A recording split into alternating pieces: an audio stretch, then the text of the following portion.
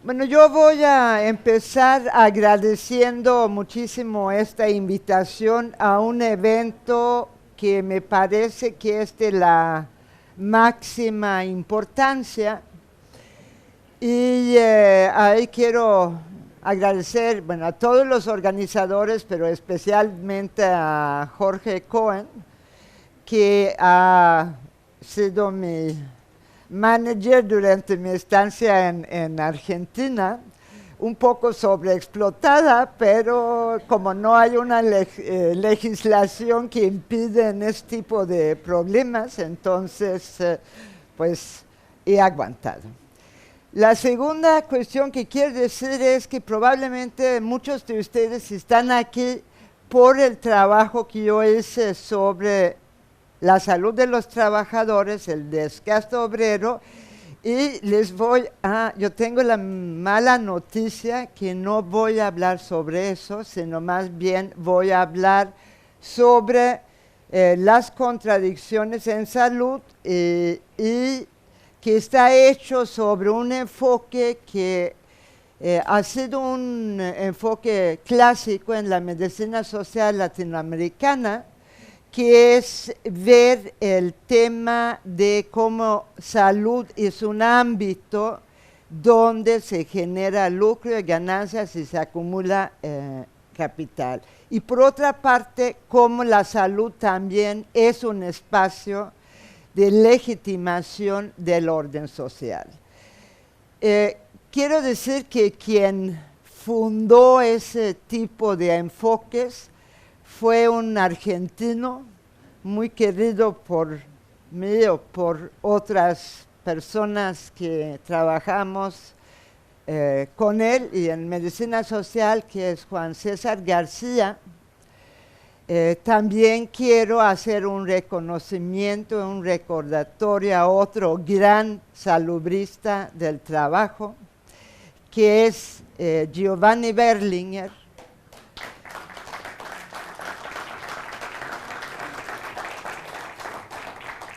Como seguramente muchos de ustedes saben, acaba de fallecer hace unos días. Entonces yo creo que si se puede dedicar una conferencia, yo no sé si se puede, sería a Juan César y a Giovanni Berlinger.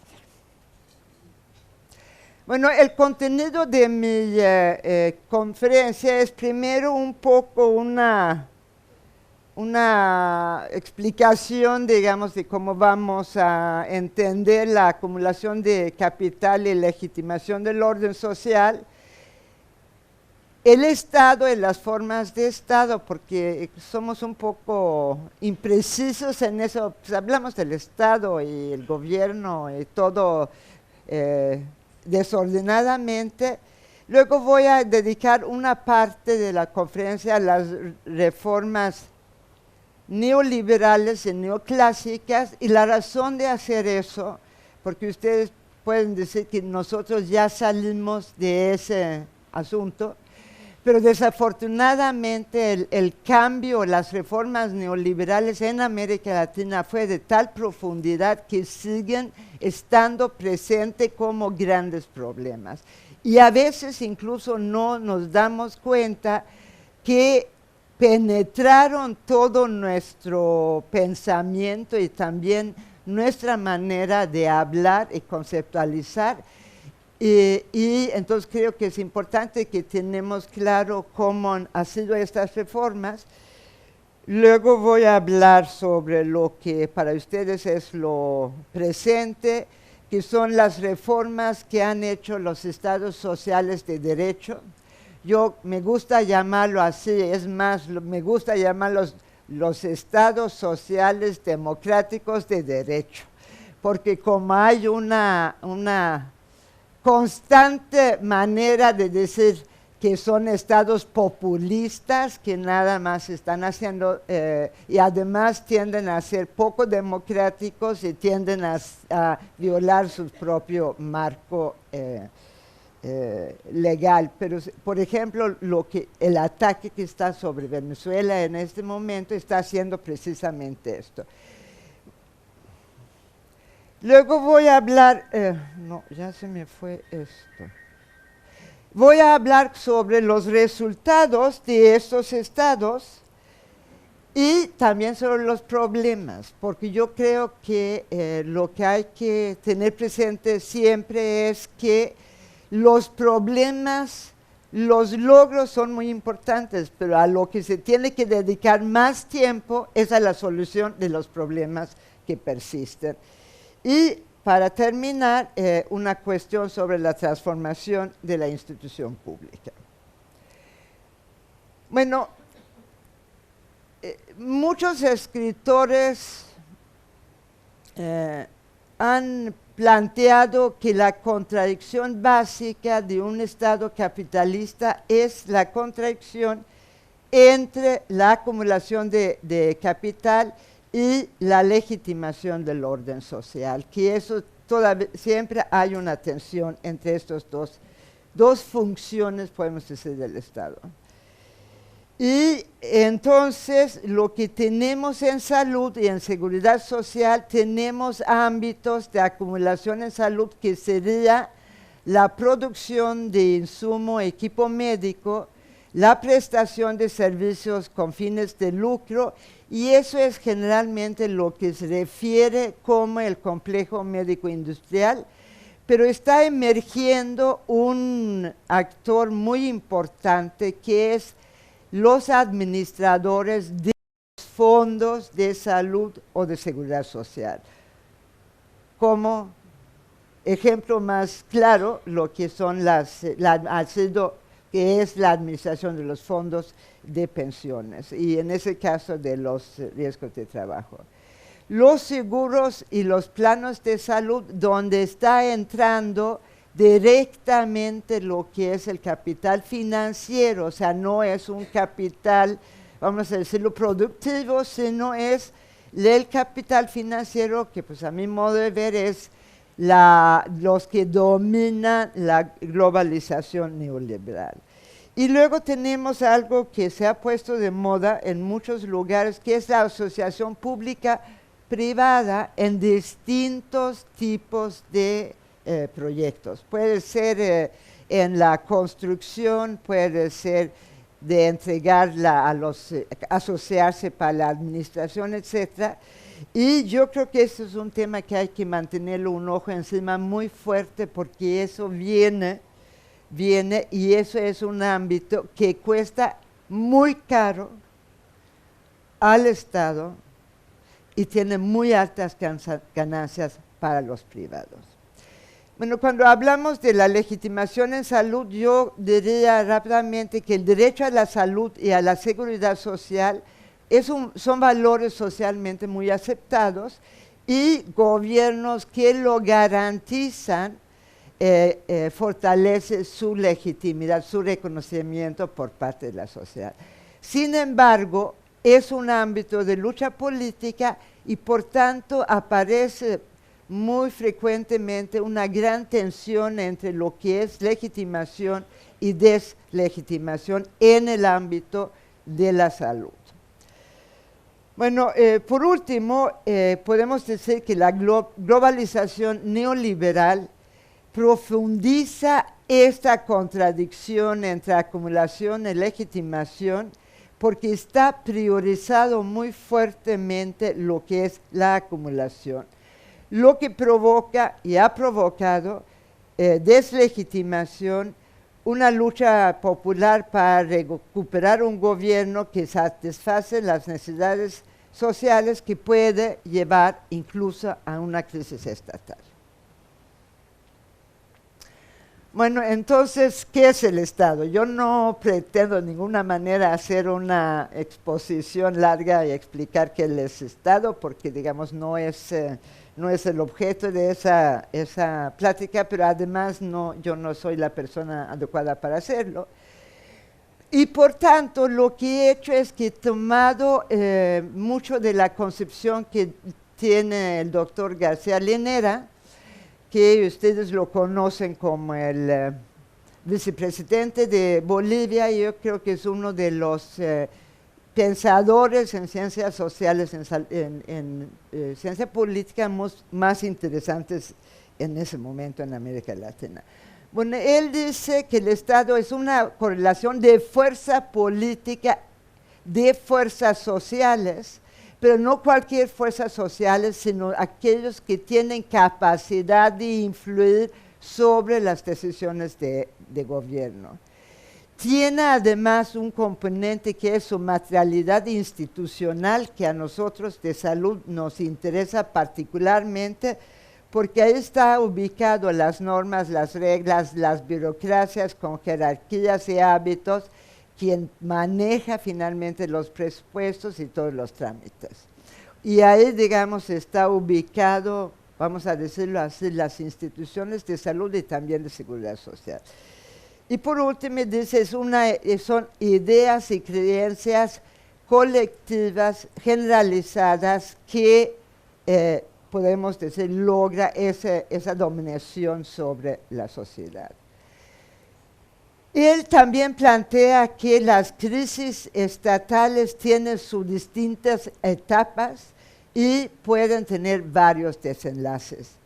Él empieza diciendo que el Estado progresista que instala o puede llegar a ser un Estado en transición, entendido como aquel Estado que se propone, por ejemplo, hacer el socialismo del siglo XXI. O sea, eso sería cuando está pasando de una forma progresista de Estado capitalista hacia una forma de Estado de transición al social. Esos estados en algún momento van a llegar a lo que él llama el punto de bifurcación. Y aquí puse dos flechas. Yo lo quería poner así, pero no logré hacerlo porque mis competencias técnicas no daba para tanto. Pero ahí lo que puede pasar es que vuelve para atrás o avanza, adelanta a un nuevo estado estable. Y yo creo que su definición es muy interesante, porque él dice que cuando se llega a tener un nuevo estado estable es cuando no hay otro proyecto nacional que pueda hegemonizar a la sociedad.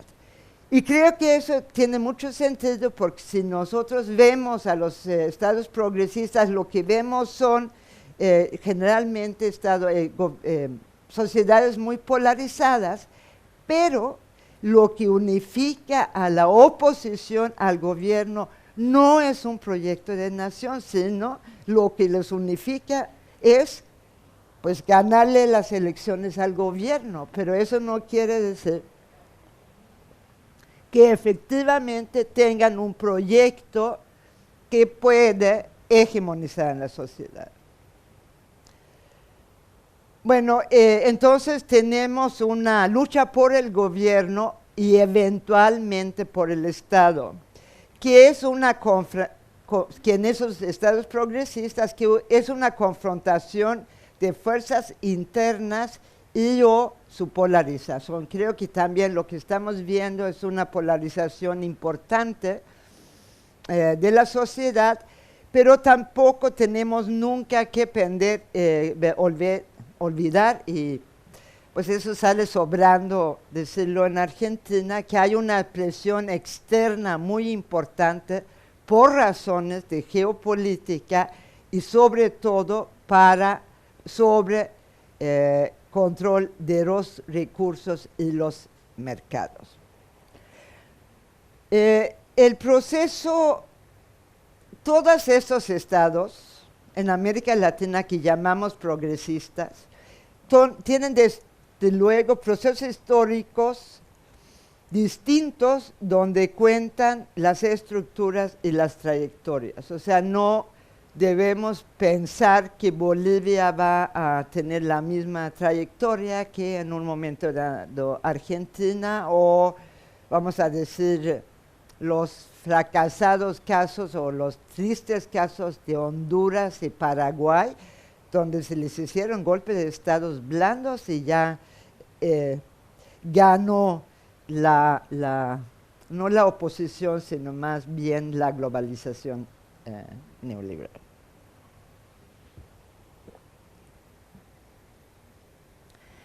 Bueno,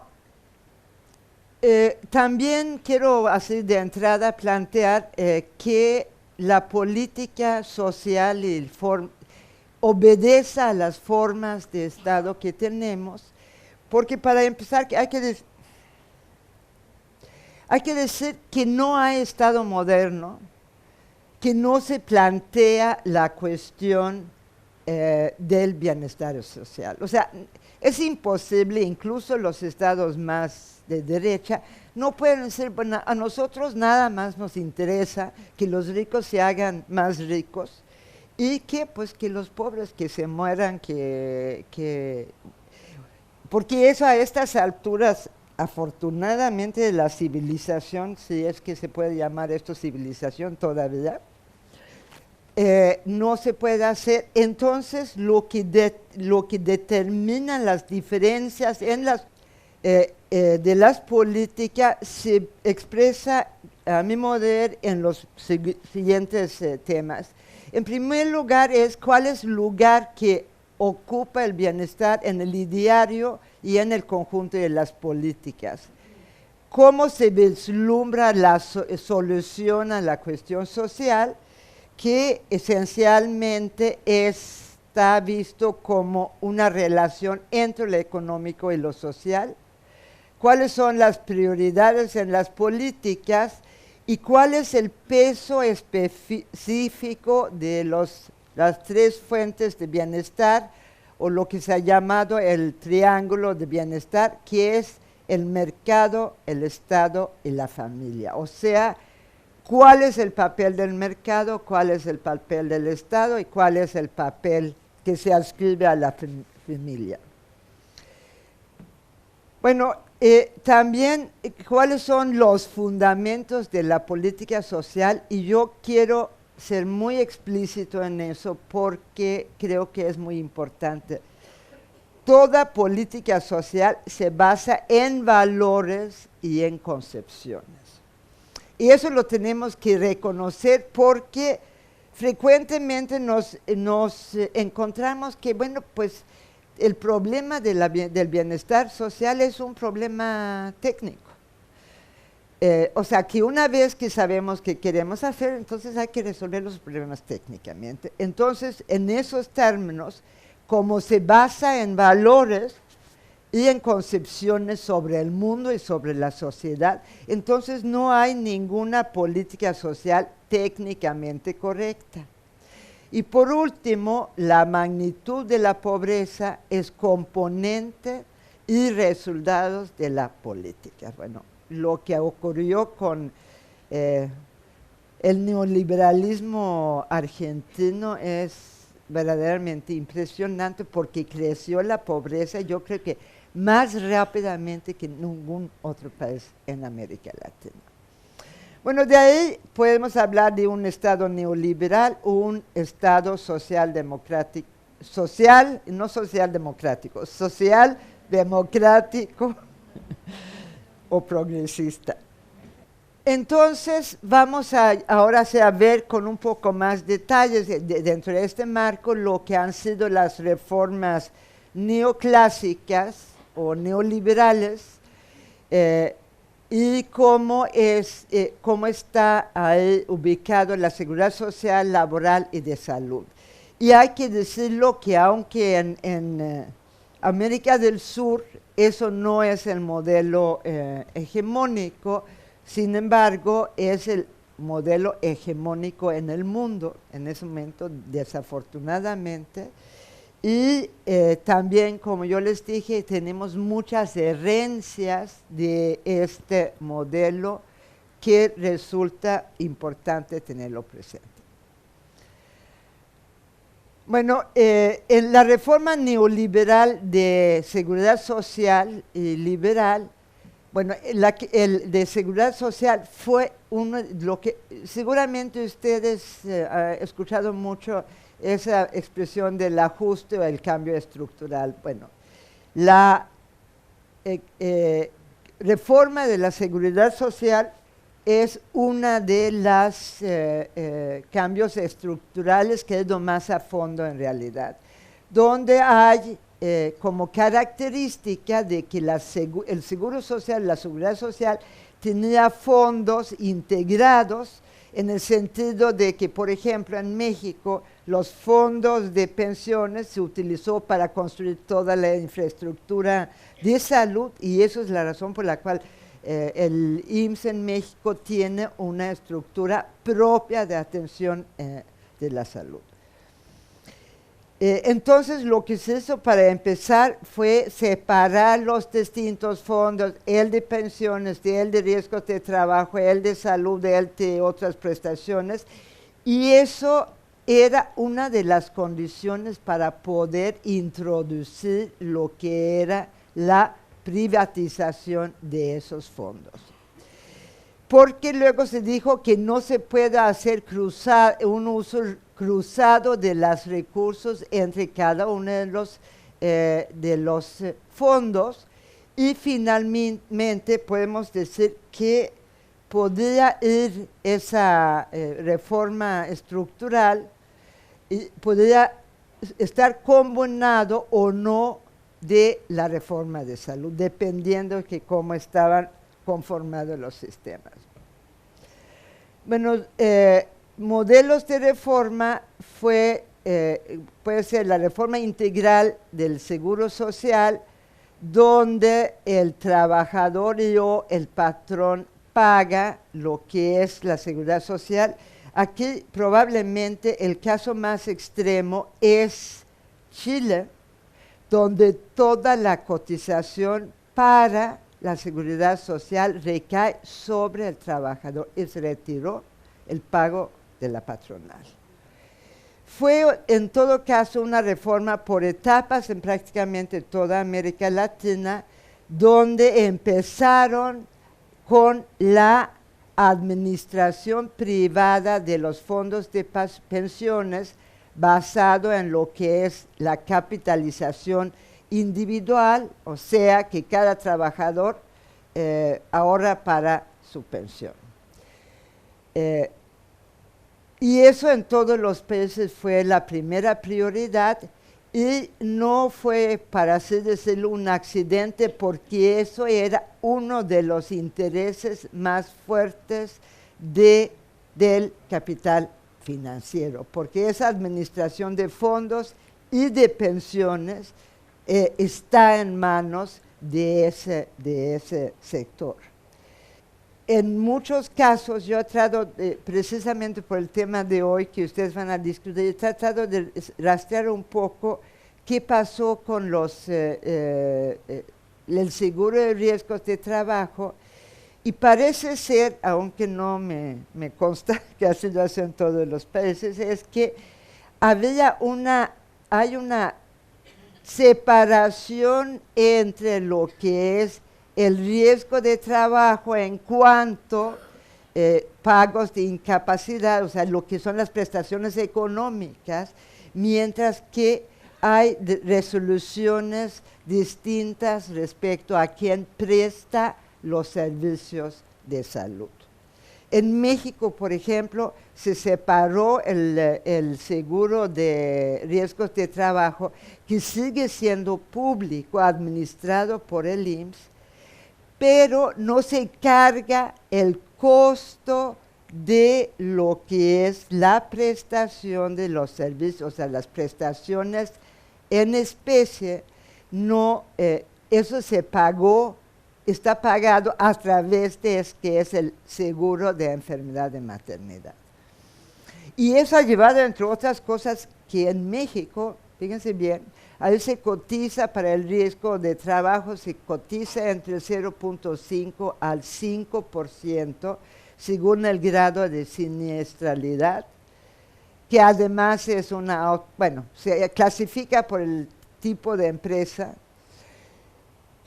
y es un seguro superavitario, o sea, le sobra dinero cada año a este seguro. A él seguramente también hay problemas enterrados, pero por lo pronto eso es lo que les puedo decir. El seguro de riesgos laborales exactamente, entonces va al sector privado o al sector público.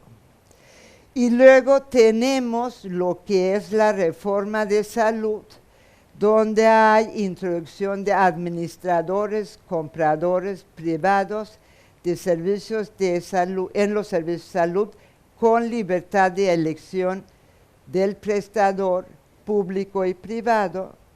Y, o sea, se introduce el administrador de los fondos de salud, que puede ser público y privado, y este administrador de fondos es quien compra los servicios de salud a un prestador que puede ser público y privado. Bueno, esa separación es sumamente importante porque si no se hace esa separación entre administración de fondo y prestación de servicios, no hay mercado, o sea, son los mismos. Entonces, esa separación de funciones introduce la posibilidad de que haya compra-venta de servicios, que haya competencia, que se esté en el mercado, y eso ha sido una de las grandes novedades. Y en ese esquema, finalmente, el papel del Estado, pues le queda regular, modular, planear y subsidiar la prestación de servicios. La reforma laboral, bueno, ustedes lo conocen bien, lo que se hace es decir que bueno, el empleo, el salario debe de regularse por el mercado. Entonces, eso va al mercado en la reforma neoliberal. Se introduce el trabajo sin prestaciones garantizados, se introduce el contrato por hora, que es en realidad una desregulación de la jornada laboral. También crece y se facilita lo que son los contratos por honorarios o por obra. Tenemos la tercerización y precarización, y ese concepto que viene de los Estados Unidos de libertad de trabajo, que significa esencialmente un freno muy importante a lo que es la organización sindical. Y simultáneamente con eso se introduce una protección social o piso social básico que está promovido por el Banco Mundial como protección social básica y por la OIT, desafortunadamente, como seguridad social básica, que en gran medida se trata de una asistencia social focalizada en los pobres, con transferencias condicionadas a conductas prescritas. Yo te doy dinero si tú haces tal y tal cosa. Y en esos términos se pasa de lo que es la seguridad social a la protección social, que es una de las palabras más complicadas en este momento, porque cada quien quiere decir una cosa diferente con protección social. Entonces, nada más cuidado, por eso lo entrecomillé, porque algunos dicen protección social cuando en realidad se trata de derechos sociales, y otros dicen protección social cuando es totalmente un fenómeno asistencialista. Y eso es parte de toda esa, digamos, expropiación apropiación de conceptos, dándoles un nuevo sentido. Bueno, la primera reforma neoliberal en salud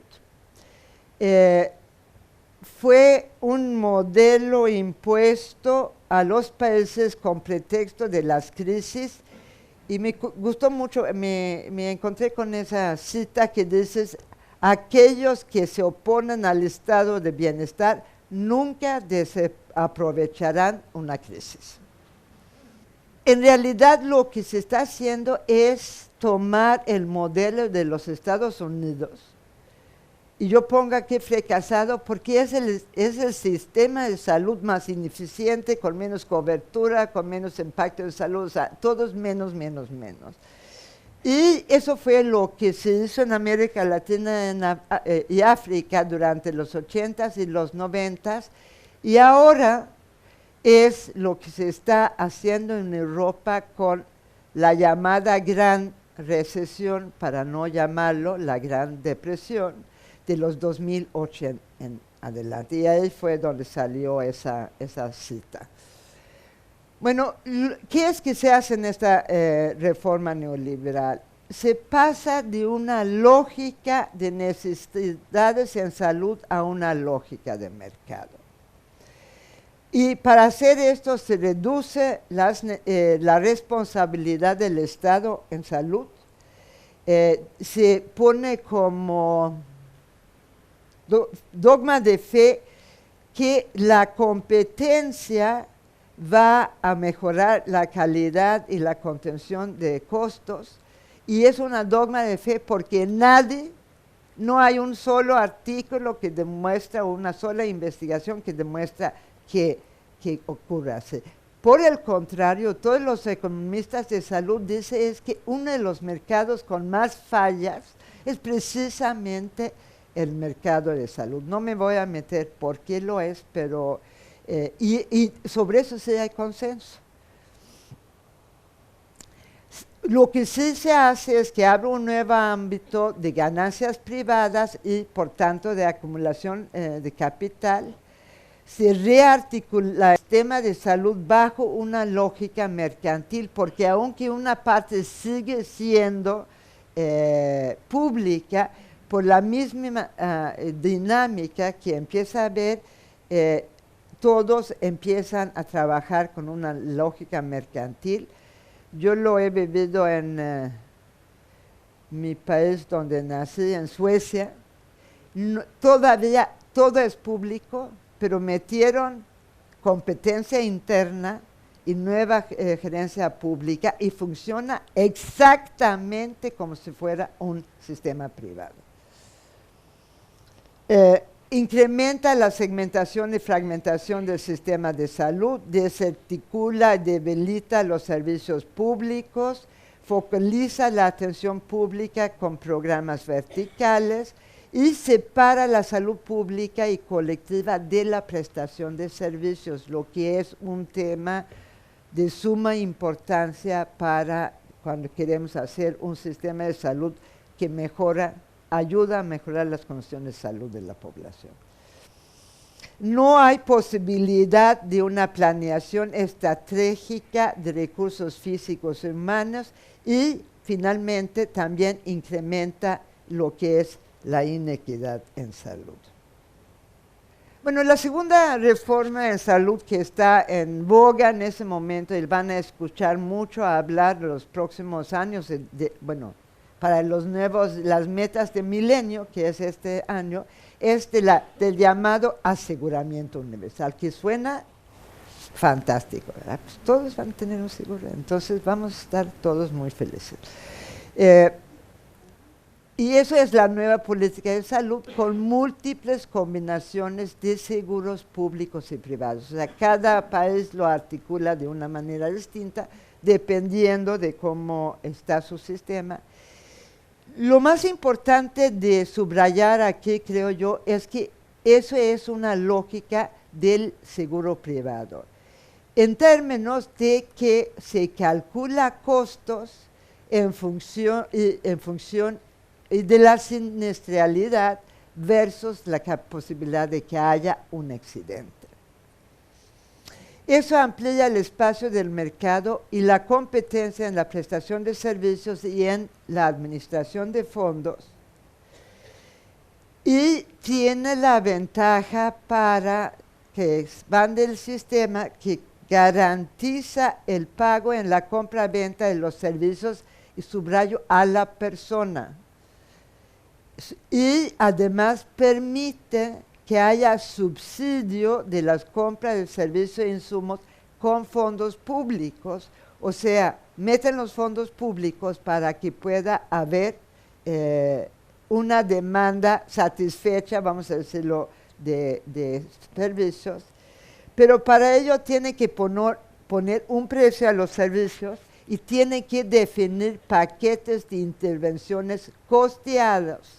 O sea, tiene que decir, bueno, ese es el paquete, abarca tal y tal y tal cosa y cuesta tanto. ¿Y por qué lo hacen? Porque si van a meter esto para también administradores de seguros privados, pues los privados van a decir, bueno, pues, ¿qué es que yo tengo que cubrir? ¿Y qué es que y cuánto cuesta esto? Y por ello es que estoy diciendo que es una lógica de seguros privados porque, por ejemplo, en el caso de México, tenemos, según eso, cobertura universal de un seguro en ese momento. Bueno, dicho sea de entre paréntesis que eso no es tan cierto. Lo dicen que es 100%, pero en realidad falta el 25% de la población que no tiene ningún tipo de seguros. Pero no es lo que yo quiero hablar en este momento. Ellos dicen, es que ya todos los mexicanos tienen un seguro y ya van a tener los servicios que necesitan. Lo que no dicen es que el seguro público no cubre infarto del corazón, no cubre la mayoría de los cánceres, no cubre lo que es por ejemplo, la insuficiencia renal crónica. Entonces, pues, eso se tiene que seguir pagando. Entonces, y eso es el caso en los... Yo me metí a ver su PMO, la verdad es que es amplísimo, yo creo que es el más amplio de todos los paquetes que hay en América Latina. Chile es un poco más amplio de lo de México, y Colombia están recortando el paquete. Bueno, generalmente hay copagos y coaseguros, y como no está cubierto todo, se abre un mercado para los seguros complementarios privados, porque la gente dice, bueno, pues necesito mejor tener un seguro privado también. Y el modelo de atención está centrado en la persona y se separa lo que es la salud pública y la colectiva.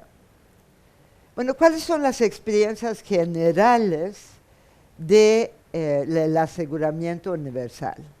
Ha sido un éxito en términos de acumulación y ganancias privadas, particularmente en lo que se refiere a la administración de fondos. No hay cobertura ni hay acceso universal.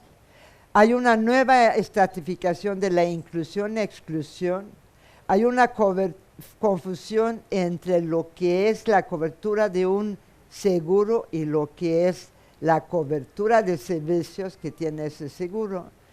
Hay un debilitamiento de los servicios, hay debilitamiento de los servicios públicos, hay una destrucción de lo público y las relaciones laborales, hay un incremento de recursos públicos en prácticamente todas estas reformas, pero van directo a los privados y al fondo de corrupción. Hay una crisis presupuestal, sobre todo se ha visto en Colombia, que ahí quebró. Y cuando digo quebró, quebró. O sea, tenían enormes deudas el fondo de salud y no tenían dinero con qué pagarlo. Pero lo poco que pagaron, lo pagaron a las deudas de los privados y luego dejaron endeudados y cerrados el hospital público. Y en esos términos ha sido una fuente de impugnación con resistencia y luchas importantes por la pérdida de legitimidad. O sea, éxito en la acumulación, pérdida de legitimidad. Y lo más interesante del caso es que, y eso no lo digo yo, lo dice el Banco Mundial, hicieron metaestudios sobre aseguramiento los seguros de salud, y lo que ellos encuentran es que no hay un impacto comprobable en las condiciones de salud ni sobre la inequidad y la igualdad. Entonces uno dice, pues una reforma de salud que no tiene impacto en las condiciones de salud, pues, pero ahí el Banco Mundial responde y dice, es que en realidad es una reforma financiera y no tenía por objetivo mejorar las condiciones de salud. Siempre hay una buena respuesta a una interrogante impertinente. Bueno, también hay un nuevo proceso de trabajo en salud que creo que es importante tener claro para los que son trabajadores de la salud, que es que ahora en ese modelo el propósito es valorizar el capital financiero sobre todo, y los medios son el trabajo médico entendido en su amplio sentido y la tecnología. Eso significa indudablemente un dilema para los que trabajamos en salud, porque se pone su criterio clínico versus el criterio comercial o el criterio estrecho de costo-beneficio. Dicho sea entre paréntesis, que eso fue la razón por la cual Giovanni Berlinger empezó a trabajar la ética en salud. Y como tienen pago por desempeño cuantitativo con acciones individualizadas, no hay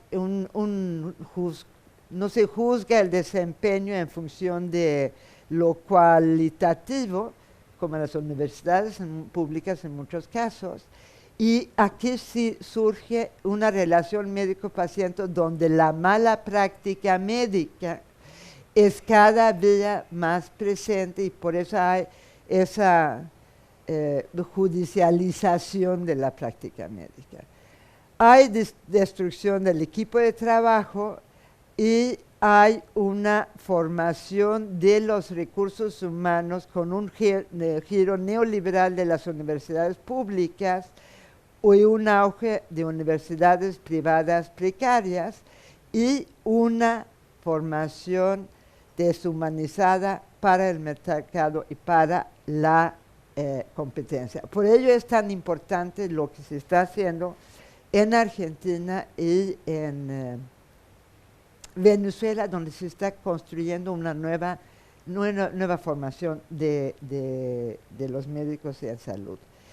Y también habría que decir que el mito del médico empresario es eso, es un mito porque tiende a ser un empleado a destajo, porque lo pagan por intervención de la gran empresa médica o asegurador, o la aseguradora.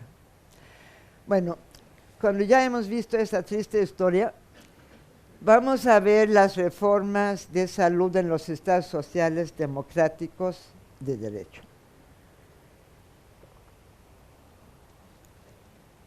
Bueno, decimos primero que tienen trayectorias históricas diferentes. Algunos lograron meter el derecho a la salud en la Constitución post-dictadura. En otros se ha elegido gobiernos progresistas posteriormente a la transición democrática, donde destaca Brasil, Uruguay, El Salvador, Honduras y Paraguay.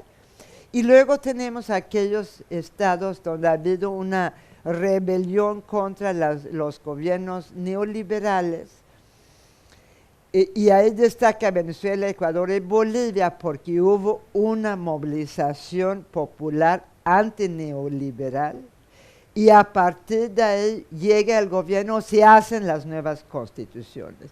Y estas constituciones incluyen el derecho a la salud como obligación del Estado, o sea, no solamente es normativamente, sino también es una obligación. Y tenemos la insurgencia popular en Argentina, que ha llevado a la reestructuración del gobierno y del Estado. todos esos gobiernos están bajo una fuerte presión política externa e interna, como ya lo habíamos dicho. Bueno, ¿cuáles son las características comunes en política social de estos gobiernos? Podemos decir que son gobiernos que son resultado de la movilización popular sostenida y consistente contra la injusticia y la desigualdad. Y en esos términos son gobiernos que se deben a ese pueblo movilizado. Sus políticas sociales son tendencialmente universalistas, solidarias, redistributivas, con garantía de derechos sociales. Digo tendencialmente porque no es un corte y ya de aquí en adelante hay universalismo. La bienestar social es la prioridad de estos gobiernos, si piensan en lo que dijimos al inicio, pero no todos los gobiernos dan la misma prioridad a los mismos programas sociales. Hay una reapropiación de la renta de los recursos nacionales para poder financiar esta política. Por ejemplo, en Venezuela, Bolivia, Ecuador, hay una redistribución de los recursos fiscales o nuevos impuestos progresivos. Aquí puse Brasil y el gobierno de López Obrador. Y entonces, en esos términos, esas políticas sociales se convierten en una clave para actuar sobre las determinantes del proceso de salud-enfermedad, o sea, tienen un impacto derivado del proceso de salud-enfermedad. Introducen una nueva constitución o legislación, las nuevas constituciones con derecho a la salud como obligación del Estado, con sistema público, es Brasil, Venezuela, Bolivia, Ecuador. Hay nueva legislación de salud parcial o completa en El Salvador, en Paraguay, en Uruguay y aquí en Argentina. Bueno, ¿cuáles son las características comunes de las políticas de salud? En primer lugar, está visto como un derecho social y humano en la salud. Y eso tiene que ver con la construcción de la ciudadanía social y que sea un derecho exigible. El Estado es el sujeto obligado a garantizar este derecho porque no lo puede garantizar, un derecho social no puede ser garantizado por los privados. Entonces hay una lógica de necesidades en salud, hay igual acceso a los servicios de salud existentes ante la misma necesidad y hay en muchos casos gratuidad de servicios y medicamentos. Bueno, eso no se cumple a plenitud en todos los gobiernos progresistas, como ustedes lo saben bien. Yo creo que fue interesante lo que dijo el ministro de Salud, porque él apuntaba en este sentido. Y lo que se está haciendo es ir hacia un sistema único público de salud que se conoce en la literatura como los SUS, con un modelo de atención integrado e integral, con constitución de redes de servicios, con modalidades de atención primaria en salud renovada, que tiene como características, entre otras cosas, la territorialización, pero que no es lo mismo que atención primaria. Hay una construcción de abajo hacia arriba con prioridades para las regiones pobres, que es una cosa totalmente distinta a la focalización de programas verticales. Hay un financiamiento fiscal y hay participación popular y o control social que puede ser institucionalizada o por la dinámica política. Bueno, los sistemas de salud, como todo lo demás, tienen sus propios procesos históricos y esos van a tener dar una impronta muy importante de cómo se generan cómo se hacen las reformas, vamos a decir. Bueno, ¿cuáles han sido los resultados en servicios de salud? Yo creo que ha habido, y eso es como innegable, un incremento en el acceso a los servicios de medicamentos. Brasil, con el SUS, pasó de dar cobertura a 30 millones a dar cobertura a 190 millones con el sistema público. Y además, más importante, el 98%, esos son datos de encuesta, accede a los servicios cuando los buscan.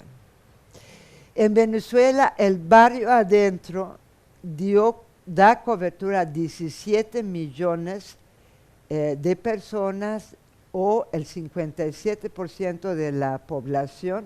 Barrio adentro es el sistema ahí que se construyó paralelamente, por fortuna o desafortunadamente, depende cómo uno lo ve, para que pudiera dar cobertura en el campo y en las zonas urbanas en Venezuela.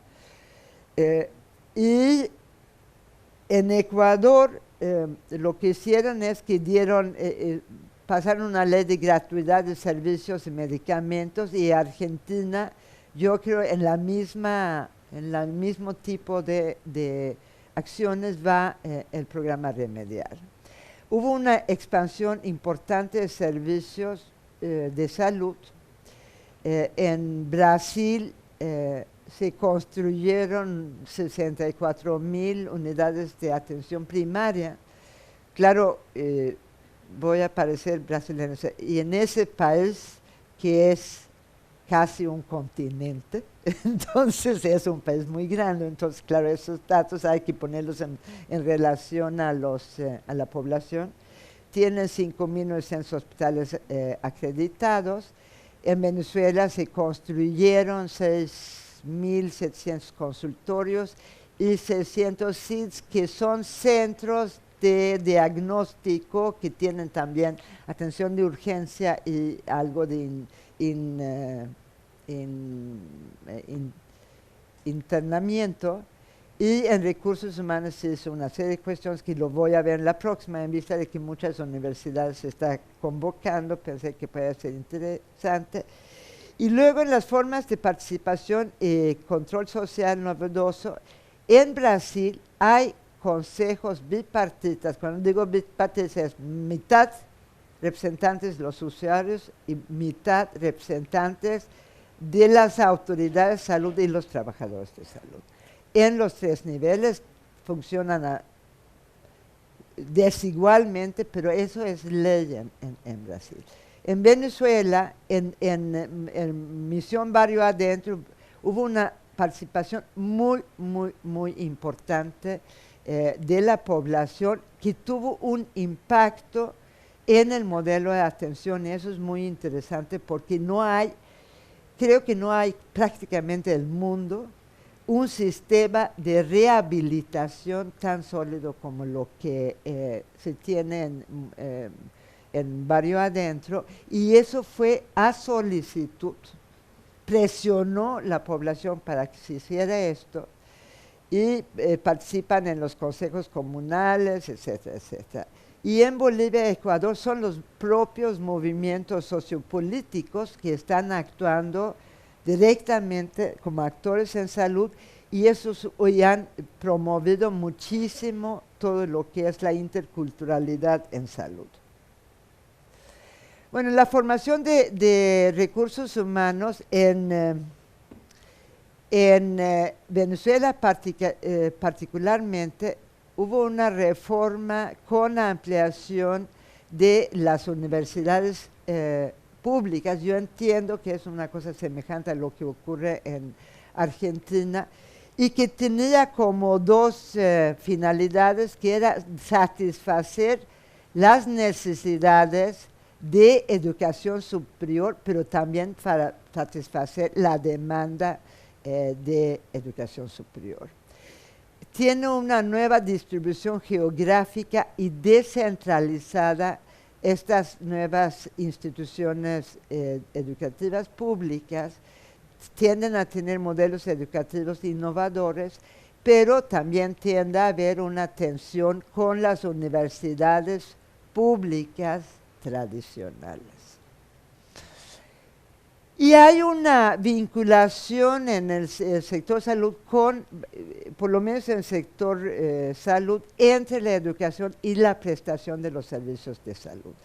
Por ejemplo, yo creo que el ejemplo más interesante en este caso es Venezuela, que han formado 17,000 médicos integrales comunitarios de sucursales universitarias que están en la comunidad, que se forman en el sistema de salud de barrio adentro y que tienen además plazas garantizadas cuando terminan de su medicación. También está la Escuela Latinoamericana de Medicina con sus sucursales. Bueno, el LAM está en Cuba, pero tiene, por ejemplo, una sucursal grande en Venezuela. Bueno, tiene sus experiencias propias que no los voy a exponer. Y en Bolivia también han hecho una cosa interesante. Sin embargo, yo quiero hacer un llamado de atención, que es que el éxito de esa nueva formación depende de la realización de las reformas en salud. O sea, si estamos formando médicos, enfermeras, etcétera, bajo un nuevo modelo de salud, si no se tiene ese modelo de salud instrumentado, entonces no va a avanzar gran cosa. Y lo digo porque nosotros en la UAM Xochimilco, en los 70s, hicimos exactamente ese tipo de modelo educativo, porque iban a abrir 25,000 nuevas plazas de médicos comunitarios. Nada más que cambió el programa de salud con el gobierno y no se hizo una sola plaza de medicina comunitaria. Entonces hay una relación, porque tiene que haber una adecuación al mercado de trabajo y un nuevo tipo de profesionistas. Y además hay que elaborar, yo creo que muy fuerte, para hacer prevalecer el compromiso social por encima de los intereses gremiales o individuales de estos egresados, porque también hay mucho entusiasmo, pero luego uno empieza a descubrir así como, pues si yo soy médico, entonces yo debo de tener tales y tales y tales privilegios. Entonces yo creo que eso es parte, como hubiéramos dicho en los 70s, la construcción del hombre nuevo, ¿verdad? Bueno, los resultados en condiciones de vida y salud, tenemos el impacto en bienestar social, ha habido incremento del empleo formal, han incrementado el salario mínimo, han hecho el programa de Bolsa Familia, pero lo más importante para la disminución de la pobreza y la desigualdad ha sido el empleo y el ingreso. O sea, que es una política social donde no se manda el empleo, el ingreso al mercado, sino que se hace una activa política social para que haya empleo y ingreso. En Venezuela ha habido una disminución de la desigualdad muy importante. El índice de desarrollo humano ha incrementado mucho, el ingreso, el empleo ha incrementado, hicieron un sistema de pensión masiva, semejante a lo de Argentina. Hay una educación de nivel superior que es realmente una cosa impresionante. O sea, lo han ampliado muchísimo. Y han hecho programas de vivienda masiva también muy importante. Bolivia, desde luego, ha tenido más, o ha ido un poco por otro lado, porque como es un país pequeño y es un país empobrecido, aunque tenga muchos recursos naturales, han incrementado claramente el ingreso, han bajado la desigualdad y también han hecho la pensión universal. Bueno, en Argentina, incremento de empleo, disminución impresionante de la pobreza, asignación universal por hijo, etc. El impacto en las condiciones de salud también ha sido medible y importante. Ha bajado la mortalidad en menores de 5 años, y eso es tal vez lo más importante, que hay una menor desigualdad, o sea, se han cerrado las brechas, podemos decir, o sea, entre los que mejores mortalidad infantil tienen versus los que peores, ha sido más, se ha cerrado. En Brasil lograron cobertura de vacunación total, que no lo tenían. Venezuela, mortalidad infantil ha bajado, la mortalidad de 1 a 4 años ha bajado mucho, la mortalidad materna ha bajado, y eso es todo un logro, tiene que ver con servicios igual que en Argentina, porque probablemente es la meta del milenio que más países no están cumpliendo.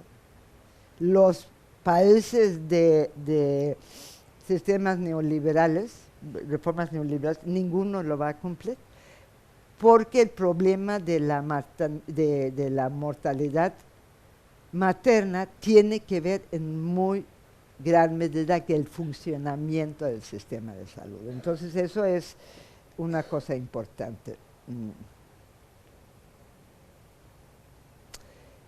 Bueno, también menor desigualdad en las condiciones de salud. Argentina, mortalidad infantil, mortalidad materna bajada, y seguramente hay una sinergia aquí con la asignación universal por hijo. En Bolivia ha bajado la desnutrición infantil de una manera muy importante, también la mortalidad en menores de 5 años, y en Ecuador, y tuberculosis, que era realmente un problema. En Ecuador, tuberculosis, paludismo ha bajado muchísimo, la mortalidad infantil y menores de 5 años. Sin embargo, también hay que reconocer, y es importante tenerlo presente, que hay un problema de información confiable y comparable. Porque generalmente las reformas que se hacen, yo digo que si alguien es ministro de Salud o ministro de Trabajo, donde tiene que poner una persona de absoluta confianza, es en el puesto del estadístico que reporta a los organismos internacionales, porque si va mal ahí, entonces eso a nivel de imagen, vamos a decir, hacia el exterior, destruye todo. Yo incluso les dije, porque Venezuela tiene un problema fuerte en eso. Entonces yo les dije, oigan, ya, ¿quién está reportando internacionalmente sus datos? Y nadie sabía, pero yo dije, ese puesto es un puesto importante en el llamado concierto y guerra de las naciones, ¿verdad? Bueno, entonces, ¿cuáles son los problemas no resueltos? Bueno, en primer lugar, en servicios de salud, todos los países progresistas tienen un problema con la integración entre el Ministerio de Salud y la Seguridad Social, sea esa pública o cuasi pública, como las obras sociales, y es un ámbito de alta conflictividad política, donde hay cosas muy fuertes de defensa de intereses legítimos e ilegítimos. O sea, está involucrados,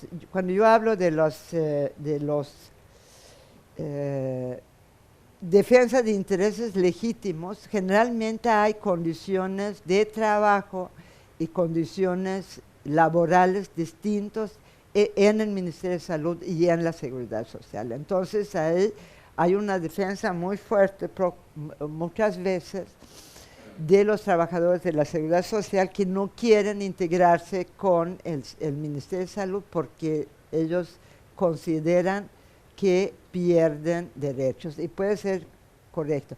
Bueno, los ilegítimos se refiere más bien a que manejar la seguridad social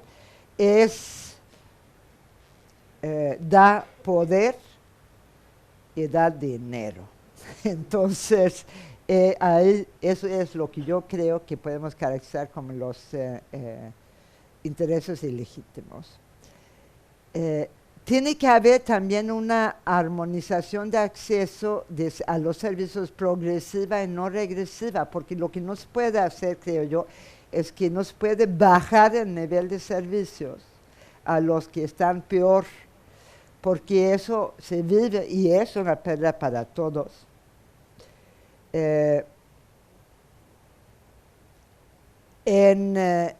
Donde ha habido mucha dificultad, o sea, tanto Venezuela, Ecuador como Bolivia dice que va a haber un sistema único de salud, pero no han podido integrar el Ministerio de Salud y la Seguridad Social. También hay problema con la integración con otros sistemas paralelos. Por ejemplo, en Venezuela se construyó en vista de que el sistema tradicional del Ministerio de Salud no respondía a la demanda. Los médicos no querían irse a los barrios pobres, no querían irse. Entonces Chávez, como era un hombre de acción, dijo, bueno, entonces hagamos otro sistema. Y eso es Misión Barrio Adentro. Y ahora la gran tarea, la gran lucha en Venezuela en ese momento es cómo integrar Barrio Adentro con el sistema convencional. Y se está avanzando, pero también es un problema muy complicado. En Ecuador uno de los temas es cómo integrar en una misma lógica, y yo empiezo a entender que es un problema aquí también, los sistemas públicos provinciales o los locales, o sea, porque ya tomaron para sí el tema y ya. Y la descentralización ha generado muchos problemas de armonización entre la descentralización que se ha hecho con el neoliberalismo o lo que se ha hecho con los nuevos gobiernos, es armonizar la política nacional y la operación local. Eso es un problema verdaderamente complicado en Bolivia, Ecuador y Argentina. Los mecanismos han tenido que inventar nuevos mecanismos compensatorios en Brasil. En Brasil está el sistema descentralizado a nivel del municipio y eso está muy bien en el municipio de Sao Paulo, está muy mal en el municipio, qué sé yo, Santo no sé qué, que tiene 3,000 habitantes. Entonces, ¿cómo se puede hacer cargo un municipio de 3,000 habitantes de los servicios de salud? Y ahí están regionalizando. Y a eso se añade que también en ese sistema descentralizado hay mucha dificultad en la integración de las redes de atención. Y Venezuela, por ejemplo, ha reconcentrado los servicios de alta complejidad para poder reservar. Los problemas de las pensiones y riesgos de trabajo, hay una persistencia en estos países todavía de la administración privada y la capitalización individual. O sea, se puede haber reapropiado los fondos, pero sigue habiendo un sistema de capitalización individual, lo que quiere decir que cada uno de los trabajadores pagan a su fondo y con ese fondo se va a jubilar. bueno, ustedes tienen la presidencia de seguro de riesgo de trabajo privado y servicios de salud, bueno, donde se ha cargado los servicios de salud a un seguro de salud o a los servicios públicos. Y entonces lo que encontramos, y eso es lo que está pasando en la acumulación de legitimidad, en todos los casos hay permanencia y crecimiento de los ámbitos de acumulación. Sigue estando presente el complejo médico industrial, está presente, aquí dice corporación médica, a eso no me refiero a los gremios, sino me refiero a la gran empresa médica. Sigue habiendo compra de productos, fármacos y biotecnológicos y de insumo por parte del sector público, al igual que el equipo médico, y hay problemas muy complejos de regulación de esa parte del complejo médico industrial, que también fue lo que estaba hablando el ministro al inicio.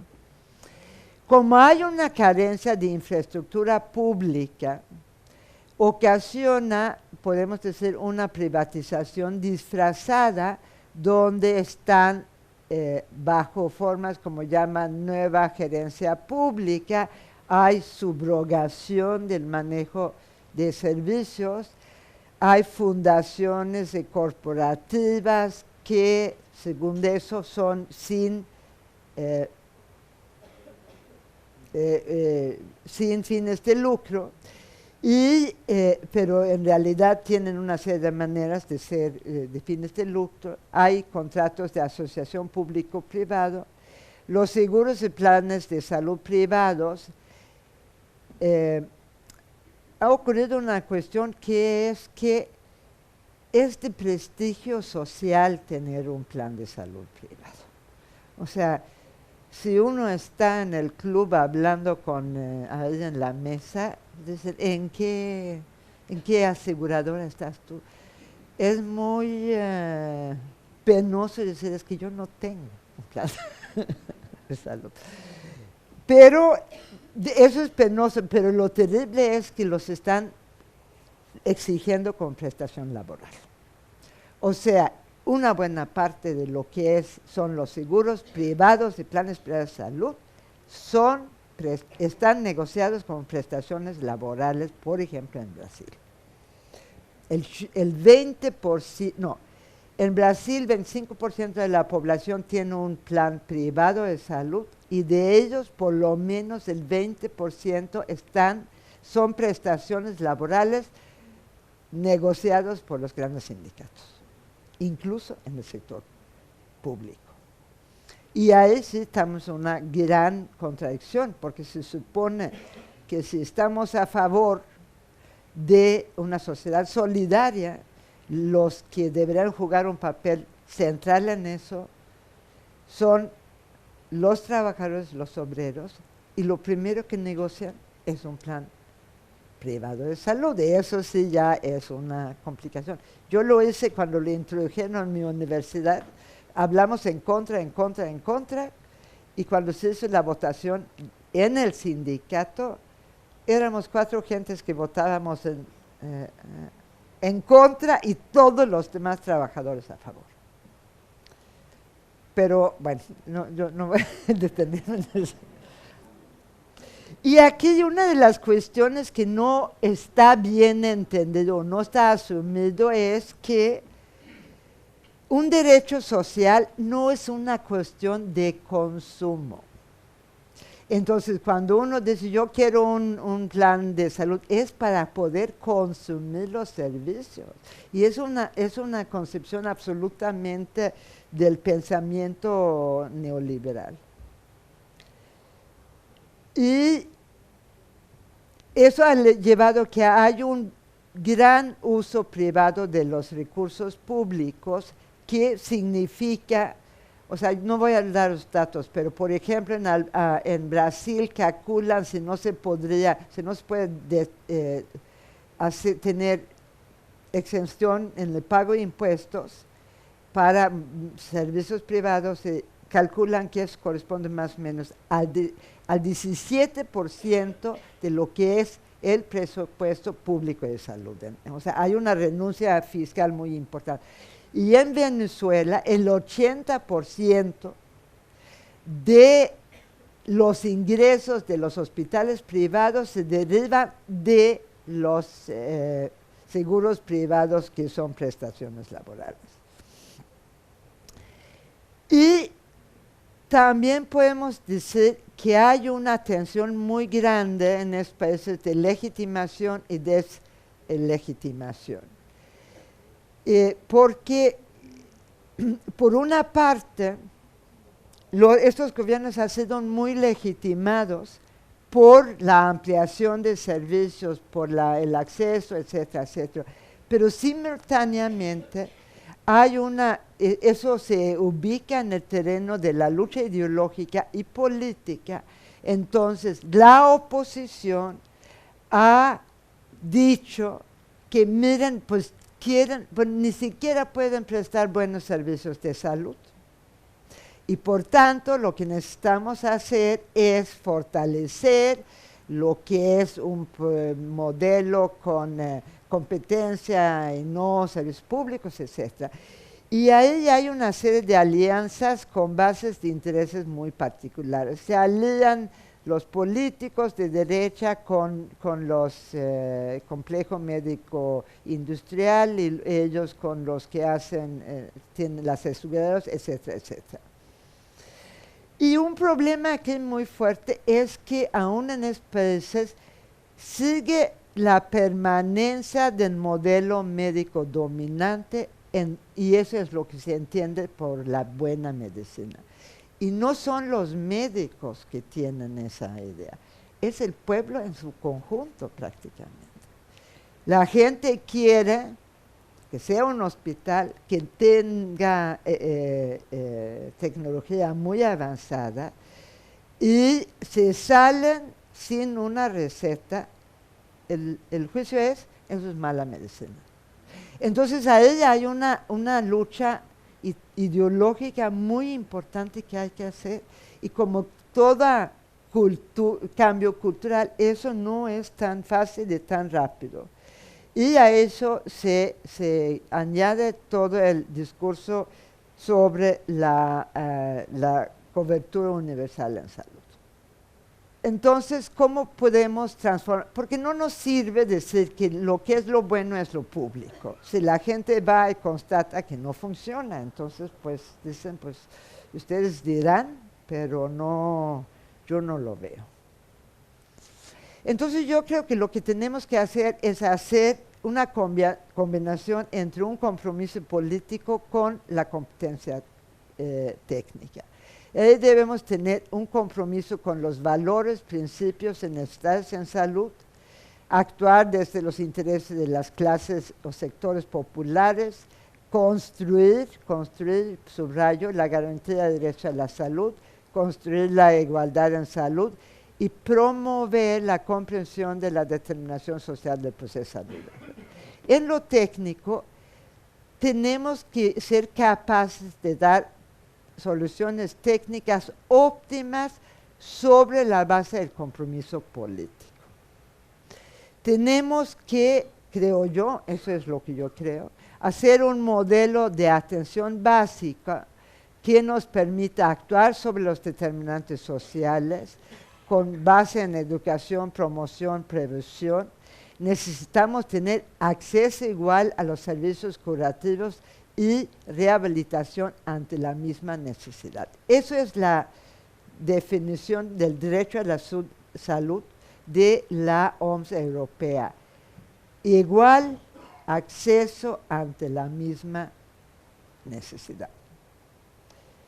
Tenemos que construir un modelo de atención no capital intensivo y combatir la ideología del complejo médico industrial de la buena medicina, que es la dominante.